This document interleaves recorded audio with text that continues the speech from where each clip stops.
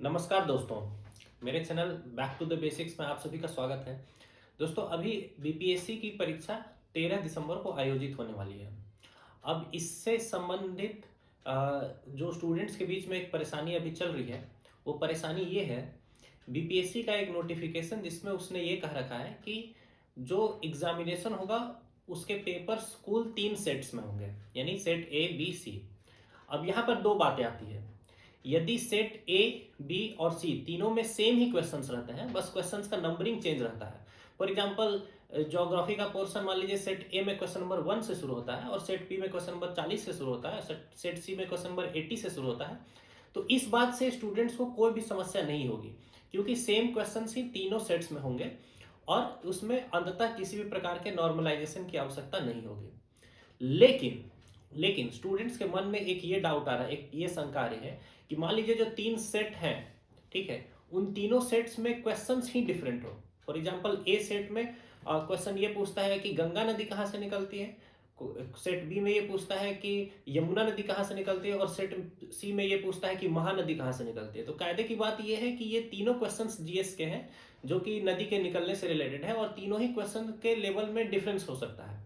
ठीक है, ये एकदम एग्जैक्टली इक्वल डिफिकल्टी का 2 क्वेश्चन पेपर 3 क्वेश्चन पेपर बनाना जीएस से संबंधित ये एक इम्पॉसिबल टास्क है। तो जब इक्वल डिफिकल्टी का एक से अधिक पेपर बनेगा नहीं तो उस केस में होता क्या है, उस केस में होता है नॉर्मलाइजेशन। और नॉर्मलाइजेशन के विरोध में स्टूडेंट्स हमेशा से रहे हैं। इवन दो जो नॉर्मलाइजेशन मैथ्स में या रीजनिंग वाले पेपर में होता है वो भी स्टूडेंट्स को अच्छा नहीं लगता है। जीएस के पेपर में नॉर्मलाइजेशन एक जहर के समान है। अगर ये आज एक्सेप्ट कर लिया जाता है तो कहीं ना कहीं आगे चल करके स्टूडेंट्स को इससे काफी ज्यादा नुकसान होगा। दूसरी बात, ट्रांसपेरेंसी का भाव। जो भी बीपीएससी जैसा कोई आयोग है तो इनको सबसे जो इनके लिए बहुमूल्य जो एथिकल वैल्यू है वो है ट्रांसपेरेंसी। उनको ट्रांसपेरेंसी किसी भी हाल में त्याग नहीं करना चाहिए। अब जब स्टूडेंट्स को ये परेशानी चल रही है, लगभग 3-4 दिन से मैं ये देख रहा हूँ कि यूट्यूब पर अलग अलग जो डिफरेंट चैनल्स हैं, डिफरेंट टीचर्स के, डिफरेंट कोचिंग से, वो सभी लोग ये क्वेश्चन रेज कर रहे हैं, लेकिन अभी तक आयोग का इसके ऊपर कोई भी क्लैरिफिकेशन, कोई भी सफाई नहीं आई है कि हाँ एग्जैक्टली हम क्या करने वाले हैं। क्या हम विथ नॉर्मलाइजेशन हम एग्जाम लेंगे या विदाउट नॉर्मलाइजेशन एग्जाम लेंगे। जो तीनों सेट वाले क्वेश्चंस होंगे उन तीनों पेपर्स में सेम क्वेश्चंस होंगे या फिर डिफरेंट क्वेश्चंस आएंगे। ये कम्युनिकेशन करना, लोगों को बताना आपकी क्या इच्छा है, ये मोस्ट इंपॉर्टेंट चीज है। अगर बीपीएससी इस चीज से भाग रही है तो कहीं ना कहीं स्टूडेंट्स के मन में संशय, डाउट, ये सारी चीजें, दुविधा उत्पन्न हो रही है। अब स्टूडेंट्स जो है 6 तारीख को, 7 तारीख को ऐसा कर रहे हैं कि वो लोग इस बात को और आगे बढ़ाएंगे। तो बीपीएससी को ये चाहिए कि अगर ऐसा उनके मन में करने की कोई मंशा नहीं है, फॉर एग्जांपल ऐसा हो सकता है कि नॉर्मलाइजेशन की या डिफरेंट क्वेश्चन पेपर्स की कोई बात ही ना हो और स्टूडेंट्स बिना मतलब के परेशान हो रहे हैं, तो बीपीएससी सबसे पहले तो आकर के इसमें क्लैरिफिकेशन दे दे कि हम ऐसा कुछ नहीं करने वाले हैं, ताकि स्टूडेंट्स आराम से टेंशन फ्री होकर के अपने एग्जाम की तैयारी करें और फिर जाकर के एग्जाम दें।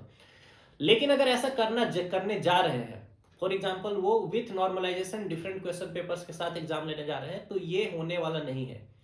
ठीक है, सारे टीचर्स का मैंने देख लिया, सारे टीचर्स का रुझान एकदम सिंपल है कि वो ये इस चीज को अलाउ नहीं करेंगे, क्योंकि स्टूडेंट्स ये नॉर्मलाइजेशन के प्रोसेस में बिलीव नहीं करते हैं।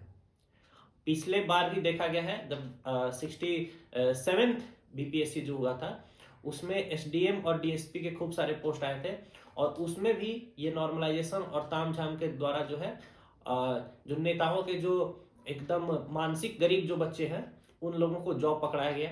ठीक है, 68वीं और 69वीं में डीएसपी और एसडीएम का उस तरह का पोस्ट नहीं था, तो उसमें आपका नॉर्मलाइजेशन और ये सारी चीजें नहीं की गई। फिर 70वीं में फिर से देखा जा रहा है कि एसडीएम और डीएसपी के काफी सारे पोस्ट हैं, तो इन लोगों का कहीं ना कहीं कोशिश है कि भाई जो पॉलिटिशियंस हैं, तो पॉलिटिशियंस ने अपना ग्राउंड तैयार कर लिया, जो भी किया नहीं किया, ठीक है, अच्छा मेहनत किया। अब उनके जो बाल बच्चे हैं जो मानसिक रूप से गरीब हैं, ठीक है, जो लफंदर बच्चे जो होते हैं, उनको अच्छे से अच्छा पोस्ट पर बैठाने के लिए ये सारा तामझाम किया जाता है। तो ये चीज नहीं चलने वाला है, ये चीज बिल्कुल ही गलत है।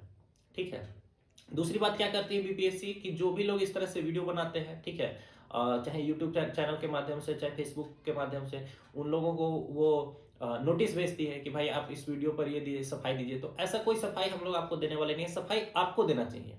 सफाई आपको क्यों देना चाहिए? क्योंकि आप स्टूडेंट्स को डाउट में रखे हुए हैं, ठीक है? आप स्टूडेंट्स को डाउट में रख रहे हैं, आप बता नहीं रहे हैं कि एग्ज़ाम किस प्रारूप में होगा। दूसरी बात ये है कि 13 तारीख को एग्ज़ाम होने वाला है, आज 4 या 5 तारीख हो चुका है फॉर एग्ज़ाम्पल, और आप अभी तक आपने एडमिट कार्ड तक रिलीज़ नहीं किया है, ठीक है? बिहार के ही कई बच्चे हैं जो कि दिल्ली में रह करके तैयारी करते हैं, ठीक है? या फिर कोई इलाहाबाद में रह करके तैयारी करता है। उसको ये तो पता होना चाहिए कि जब मैं एग्ज़ाम देने जाऊँगा तो मुझे पटना के लिए टिकट बुक करना है, कि गया के लिए बुक करना है, कि जहानाबाद के लिए बुक करना है, कि औरंगाबाद के लिए करना है, कि जमुई के लिए करना है, सेंटर कहाँ है नहीं है कुछ पता ही नहीं है, ठीक है? तो आप पहले तो अपना क्लैरिफिकेशन जारी कीजिए कि एग्ज़ाम किस प्रारूप में होगा, और दूसरा जल्द से जल्द अगर without normalisation same question paper से एग्ज़ाम होने वाला है तो आप उनका एडमिट कार्ड जल्द से जल्द रिलीज़ कर दीजिए।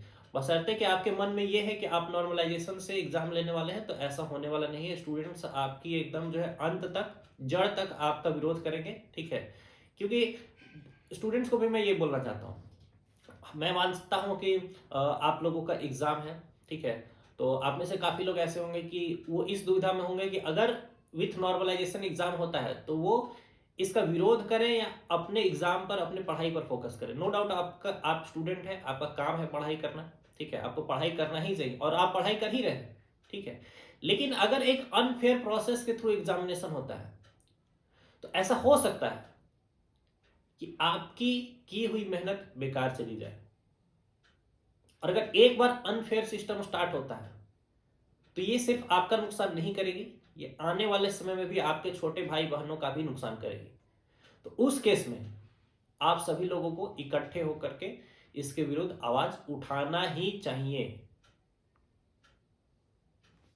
उसूलों पे जो आए आंच तो टकराना जरूरी है, जो जिंदा हो तो जिंदा नजर आना जरूरी है। सिंपल सी बात है। अगर आप जिंदा हैं, जीवित हैं, तो जीवित की तरह बिहेव करिए। आपको लगता है कि ये चीज गलत है तो उसके खिलाफ आपको आवाज उठाना ही पड़ेगा, उसके अलावा आपके पास और कोई ऑप्शन नहीं है, ठीक है?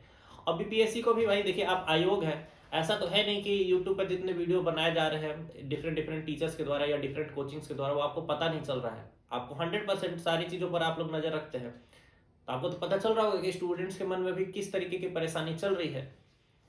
तो उस परेशानी को दूर करिए। अगर ऐसे आपके मन में कोई मनसा है ही नहीं फॉर एग्जाम्पल, तो तुरंत बता दीजिए। लेकिन जिस तरह से आप लोग चुप्पी साधे हुए हैं, ऐसा लग रहा है कि आपकी ऐसी मनसा है, तो वो नहीं होने दिया जाएगा, ये भी आपको बता दिया जा रहा है। तो सभी बच्चे आप लोग तैयार रहिए और एग्जाम की तैयारी एकदम अच्छे से करिए, ठीक है? अभी आप लोगों को कोई परेशान होने की जरूरत नहीं है, रेडी रहिए, ठीक है? एग्जाम के लिए भी और एग्जाम के अलावा भी अगर ऐसा कुछ होता है तो उसके लिए भी मेंटली आप लोगों को रेडी रहना होगा। देखिए, इंडिया है, बहुत बड़ी जनसंख्या है। इस जनसंख्या में कुछ लोग विथ मेरिट आगे बढ़ना चाहते हैं, कुछ लोग अपने बाप दादा के सहारे से आगे बढ़ना चाहते हैं, ठीक है? कोई बात नहीं। तो आप लोग मेहनत करने वाले बच्चे हैं, तो आप लोग मेहनत तो करें ही करें, ठीक है? बशर्ते कि अगर आपको ऐसा लगता है कि कोई नाइंसाफ़ी होने वाली है तो उसके लिए भी तैयार हैं। आखिर आप बिहार के सपूत हैं, ठीक है? तो ऐसे तो मानने वाले हैं नहीं, ठीक है? आप सभी का बहुत बहुत धन्यवाद।